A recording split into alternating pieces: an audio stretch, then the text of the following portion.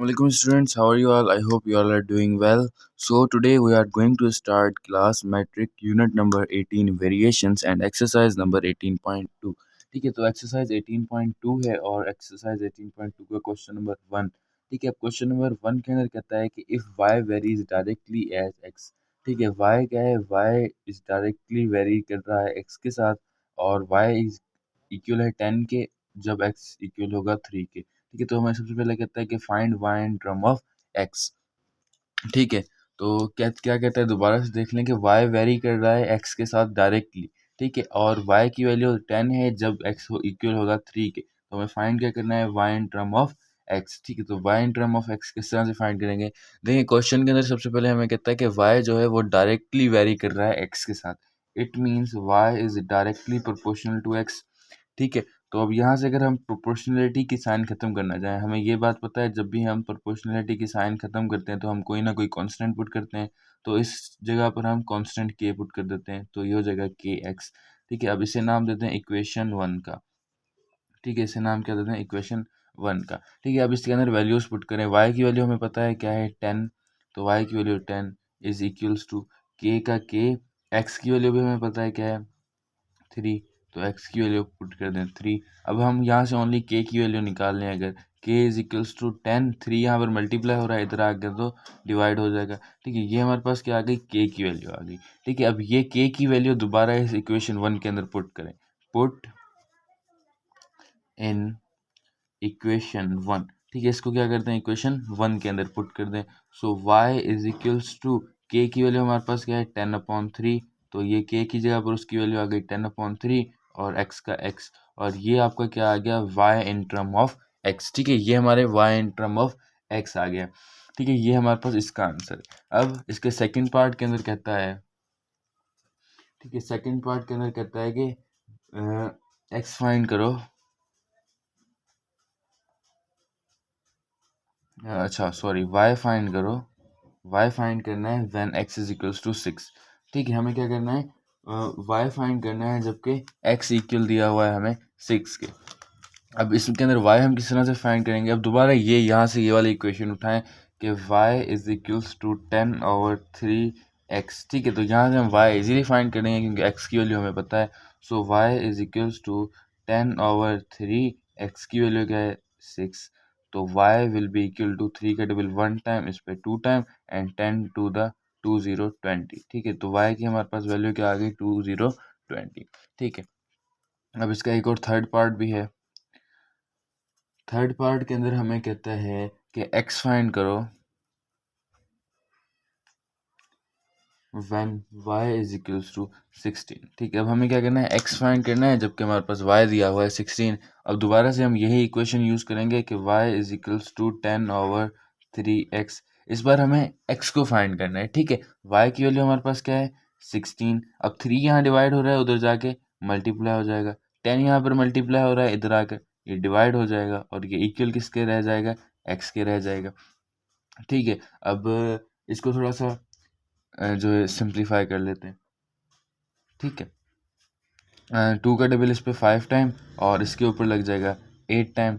ठीक है, अब 8×3 द 24 ओवर में 5 इज इक्वल्स टू x। ठीक है, तो ये हमारे पास क्या आ गई, x की वैल्यू आ गई। ठीक है, तो ये 3 पार्ट थे, ये तीनों पार्ट हमारे सॉल्व हो गए। ठीक है, अब क्वेश्चन नंबर 2। अब क्वेश्चन नंबर 2 के अंदर कहता है कि if v directly proportional to t, ठीक है, and v is equals to 15 when t is equal to 24, find. अब हमें फाइंड क्या करना है, सबसे पहले पहले पार्ट के अंदर हमें फाइंड करनी है वो equation, the equation connecting v and t। अब वो इक्वेशन फाइंड करनी है जो v और t को कनेक्ट कर रही है। जिस तरह से हमने इस इक्वेशन के अंदर ये इक्वेशन निकाली थी ना, ये क्या थी, y in term of x, और यही इक्वेशन है जो y और x को कनेक्ट कर रही है।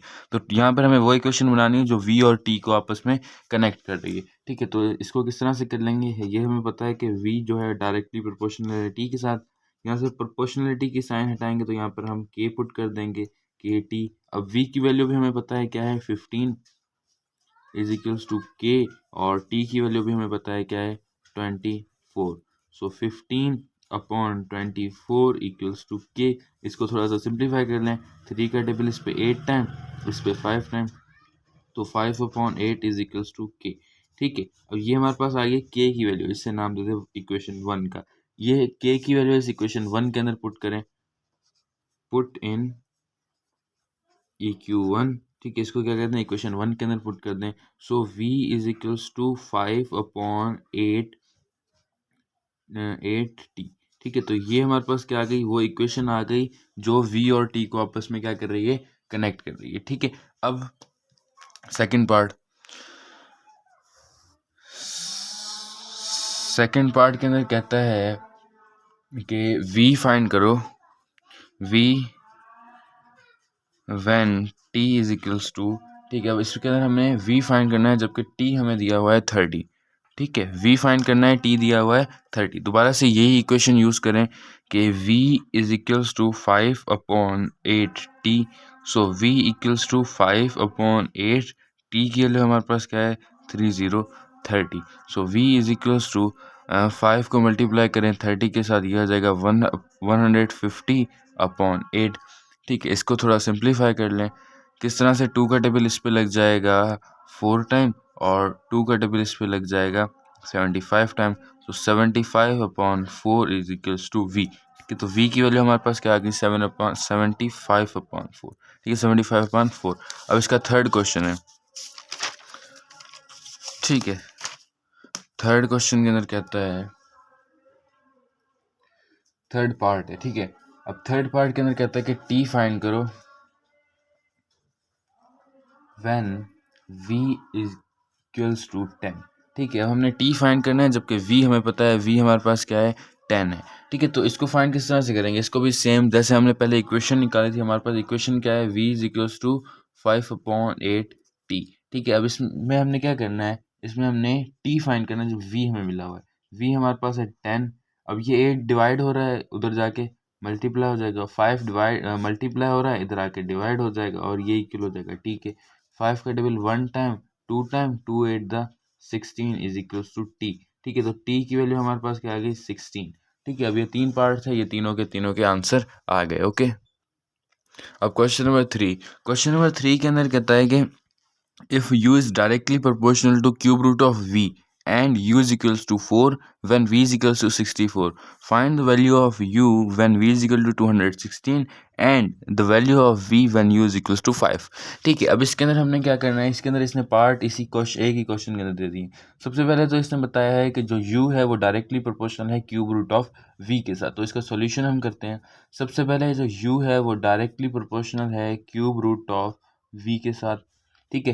प्रोपोर्शनलिटी की साइन को हटाएं तो यहाँ पर एक के कांस्टेंट पुट कर देते हैं और क्यूब रूट ऑफ वी आ जाएगा, ठीक है। अब सबसे पहले हम यहाँ क्या करते हैं, के की वैल्यू निकाल लेते हैं, ठीक है। तो u हमें पता है, u इक्वल है 4k इज इक्वल्स टू के का k, और v भी हमें बताया हुआ है इक्वल है 64, ठीक है। तो यानी कि 64 की क्यूब रूट आ जाएगी, ठीक है। तो k किस तरह से निकालेंगे, 4 का 4 अपॉन के अंदर 64, यानी कि इस तरह से हम इसको लिख सकते हैं 4 का क्यूब, और ये क्यूब रूट की सिंबल हटाकर यहाँ पर हम 1/3 पुट कर सकते हैं और ये इक्वल है के, ठीक है। क्यूब रूट किस तरह से ख़त्म करते हैं ये तो आपने 7-8 क्लास में भी सीखा होगा, ठीक है। तो 3 में कैंसिल, 4 का टेबल 4 पे 1 टाइम, इस 4 पे भी 1 टाइम, सो के विल बी इक्वल्स टू 1, ठीक है। के की वैल्यू हमारे पास क्या आ गई 1 आ गई, ठीक है। अब ये के की वैल्यू अगर 1 हम इस इक्वेशन के अंदर पुट कर रहे हैं, इससे नाम दे दें इक्वेशन 1 का, ठीक है। तो पुट इन 1, ठीक है। अब इसको इक्वेशन 1 के अंदर पुट करते हैं। सो u इज इक्वल्स टू,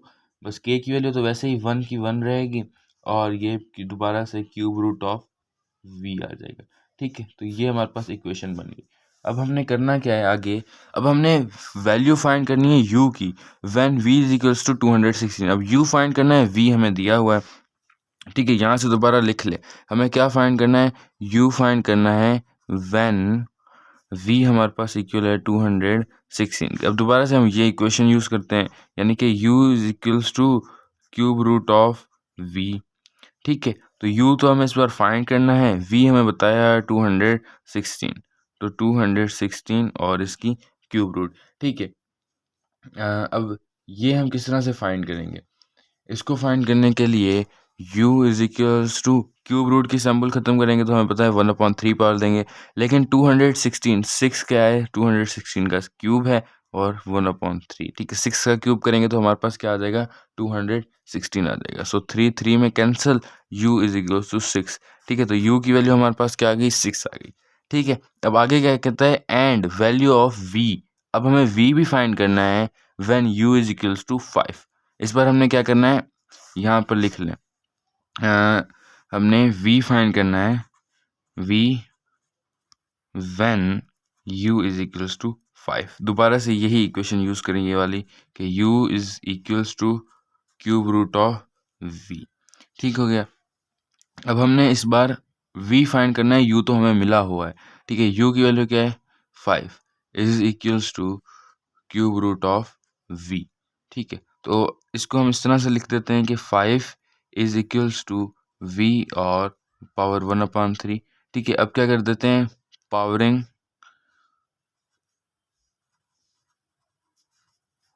3, यानी कि क्यूबिक ऑन बोथ साइड। ठीक है, cubic on both side, by cubic on both side. अब दोनों साइड पे हम क्या कर देते हैं, क्यूबिक कर देते हैं, 5 पे पावर 3 दे देते हैं और v 1/3 इसके साथ भी पावर 3 मल्टीप्लाई कराते हैं। सो 3 में cancel, v is equals to 5 का क्यूब 125। ठीक है, तो ये हमारे पास क्या आ गई, v की वैल्यू भी आ गई। ठीक है, इस क्वेश्चन में 3 चीज़ें पूछी थी, ये तीनों की तीनों चीज़ें हमारे पास आ गई।